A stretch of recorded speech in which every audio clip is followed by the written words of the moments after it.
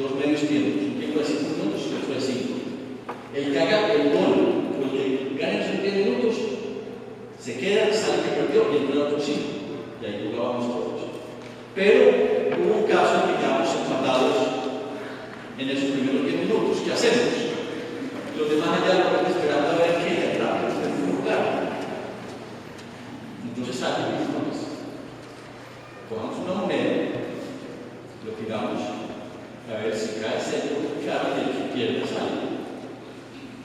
Pues obviamente, el hecho de a la suerte una moneda, en algunas personas, no muchas, crea un poco de temor, un poco de estupor, porque eso era hacer suerte, según la Biblia. Me refiero a esas cosas, a cosas que realmente no son morales, que no tienen ningún pecado, pero que para ciertas personas podrían ser un caso de temor o de ofensa a Dios. Esta iglesia en Roma, como cualquier otra iglesia hoy en día, tenía en su seno igualmente personas fuertes y también tenía personas débiles. Pero noten que la responsabilidad recae sobre el fuerte, no sobre el débil. Pablo no le dice a los débiles, oiga, esfuércense, pues si tienen que ser fuertes. No, le dice fuerte, mucho cuidado con el débil. Consideren, no le exijan, enséñenle más bien con paciencia, con tolerancia, pero no le exija hacer lo que él en su conciencia muestra tranquila. Y obviamente, pues ustedes pueden imaginar una iglesia, 50% judíos y 50% gentiles, las implicaciones que habría, los problemas que se levantaban, las críticas, los juicios de los dos bandos, de lado y lado, culpándose a unos por ser muy libertinos y la otra parte culpando a los demás por ser muy legalistas. Pero la actitud de Pablo, si ustedes notan bien, es reconciliadora. Pablo tiene como fin frenar a los fuertes y más bien salvaguardar la conciencia de los débiles. Lo que pretende Pablo es permitir que los cristianos de mente conservadora, mayormente los judíos, y los cristianos de mente liberal, mayormente gentiles, coexistan en la misma iglesia como hermanos en la comunidad cristiana.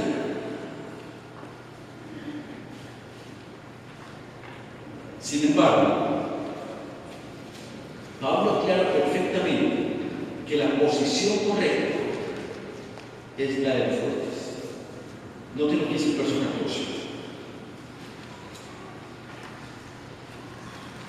Dice, yo sé y confío en el Señor que nada es impuro en sí mismo. Pero para el que piensa que algo es impuro, o sea, al débil, para él no es. Y en el verso 20 dice, no destruyas la obra de Dios por causa de la comida. Todas las cosas a la verdad son limpias.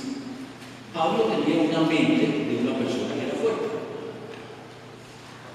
Pero también, como les dije, era reconciliador, era tolerante, era paciente y exigía a la iglesia, a los fuertes, que se privaran aún de sus libertades para que no fueran tropiezo a los débiles. Y Pablo entonces desarrolla varios puntos.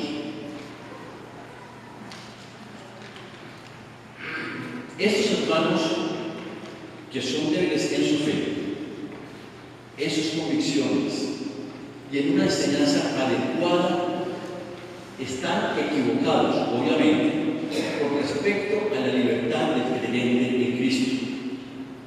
Están verdaderamente equivocados, pero no por eso deben ser ignorados y reprochados, sino más bien recibidos en la iglesia como cualquier otro fuerte.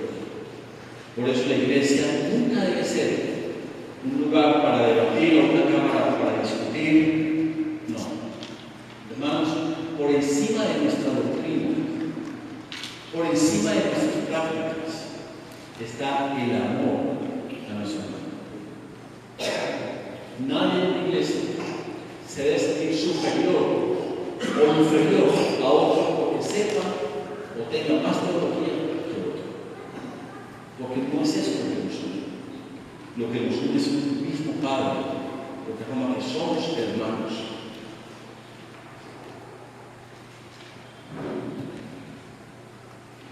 Entonces, en estos asuntos tenemos que respetar la diferencia de opinión de los demás y esperar también que en ese proceso de madurez se vayan aclarando las dudas y los temores de esta persona. Noten que Pablo da 4 razones por las que no debemos despreciar y condenar a Dios. La primera la encontramos en los versos 2 y 3. Dice: uno cree que se ha de comer de todo, porque es débil solo come legumbres. El que come de todo no menosprecie al que no come, y el que no come no juzgue al que come, porque Dios lo ha recibido. En otras palabras, tenemos que recibir a todos, porque ya de hecho Dios los ha recibido. Hermanos, todos nosotros aquí hemos sido recibidos por Dios. Dios nos ha recibido. Él es la cabeza de esta iglesia. Nosotros somos su cuerpo. Por eso nosotros tenemos que recibir y no menospreciar ni condenar a quienes no piensan como nosotros. ¿Cómo podríamos atrevernos a rechazar a una persona a quien Dios le ha aceptado? ¿Tendríamos ese derecho? Eso dejémoslo más bien a aquellos hermanos mayores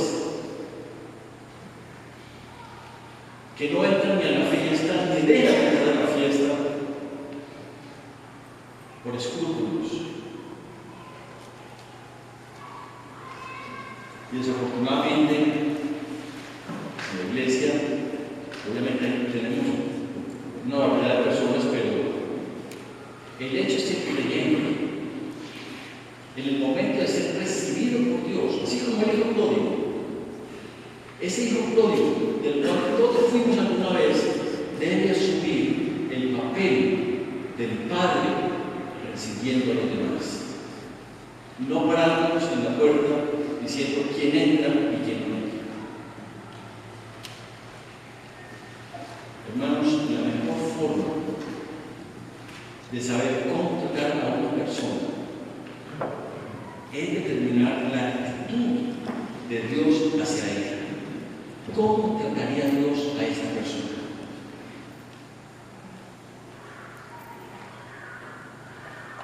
La regla de oro nos dice que debemos tratar a los demás, ¿no es cierto?, como nos gustaría que nos trataran a nosotros. Pero yo creo que es más exigente y mejor decir, tratemos a los demás como Dios los trataría. Porque la primera gira alrededor de nosotros, pero la segunda en relación a Dios. Hermanos, en esta iglesia, toda persona debe ser bien recibida. No importa de dónde venga, cómo venga, qué condiciones venga, qué crea, debe ser bien recibida. Cada uno de ustedes fue recibido por Dios, no por sus méritos, no por su apellido, por su carrera, por su sabiduría, por su doctrina, o porque tenía una teología correcta. No fue por eso. Si pensamos todos nosotros cómo llegamos a los pies del Señor, muchos dirán, llegamos mal. Nadie nos habría recibido en ninguna parte de nuestras condiciones. Entonces, tenemos nosotros derecho de rechazar a una persona a quien Dios ya ha aceptado. Piensa en sus hermanos, en sus hogares. ¿Tiene el derecho un hermano a no recibir a otro hermano en su casa? No. Ese derecho solamente le corresponde al padre de familia.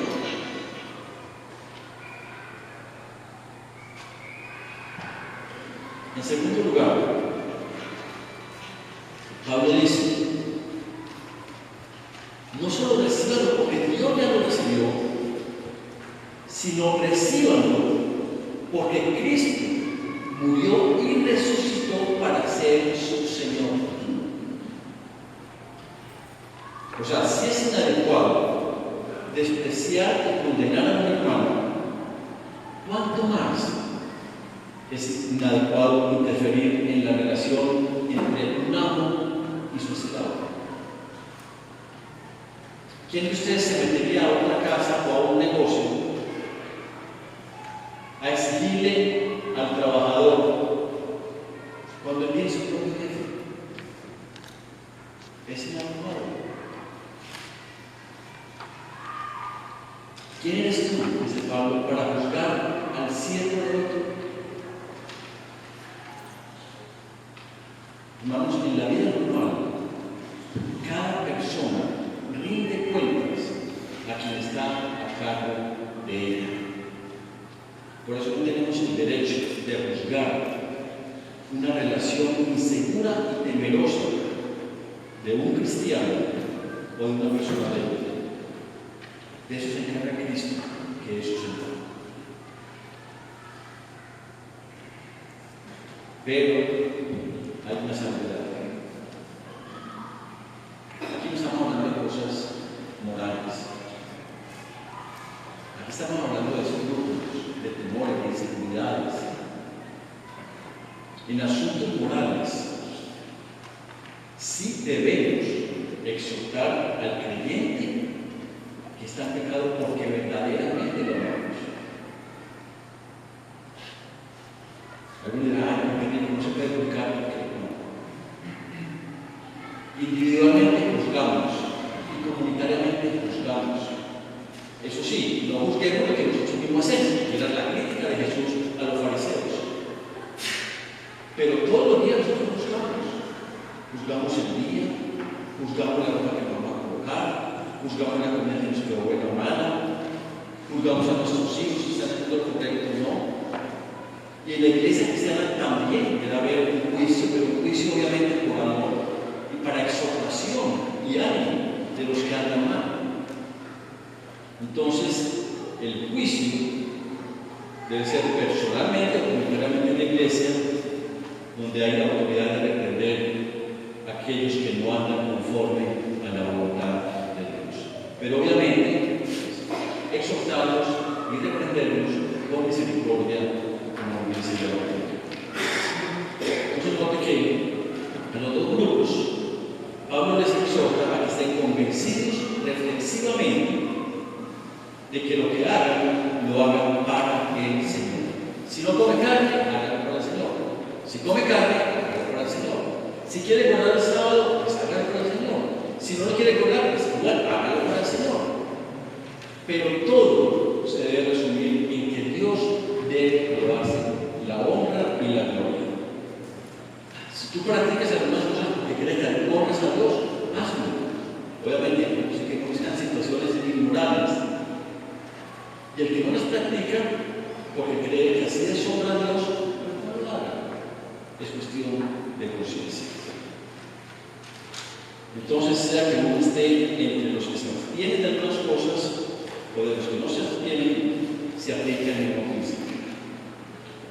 Somos capaces de recibir algo de Dios con agradecimiento, como un regalo suyo para nosotros.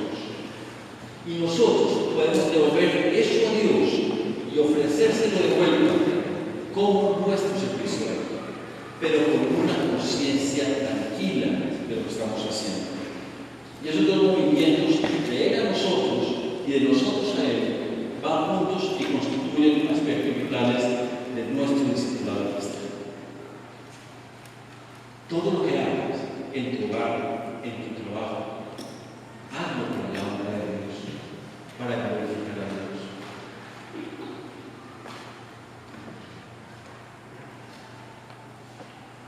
si hacemos eso,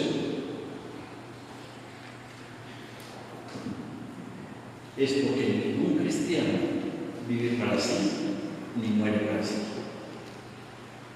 Es decir, en toda su vida, lo que hace o deje de hacer, lo debe hacer para la honra de Dios, porque Él resucitó para ser